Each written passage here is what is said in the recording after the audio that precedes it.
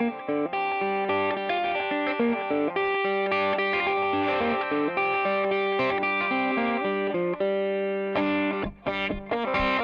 Genius. Shut up, Meg. It's from Family Guy. Farmhouse India Pale Ale, 6% alcohol. Made by Evil Genius Beer Company out of Downingtown, Pennsylvania. Let's give it a shot. There's something very distinct about the farmhouse ales or the farmhouse IPAs.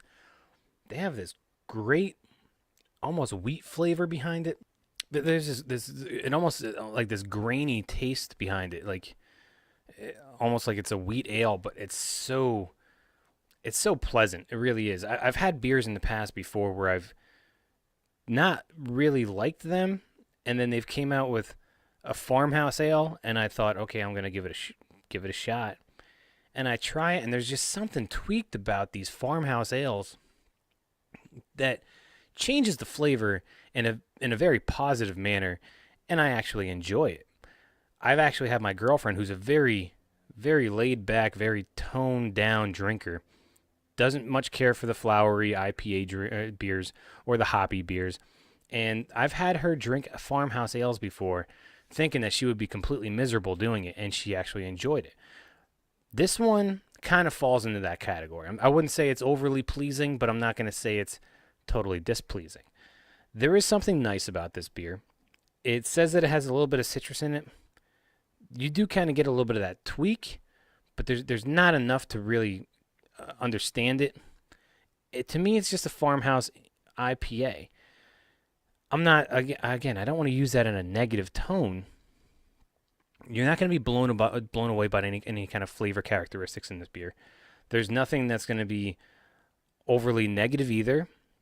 But if you're looking for a farmhouse IPA or a farmhouse ale, I could see other beers on the market that I've had before that I would go to over this.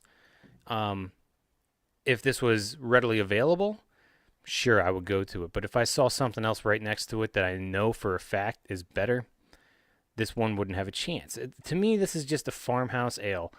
And even though I've given so much credit to the farmhouse ales, again, there's nothing spectacular about this beer. I do like Evil Genius a lot. I really do. They have plenty of great beers. And for me, this is just their take on a farmhouse ale. There's nothing wrong with it, but there's nothing great about it.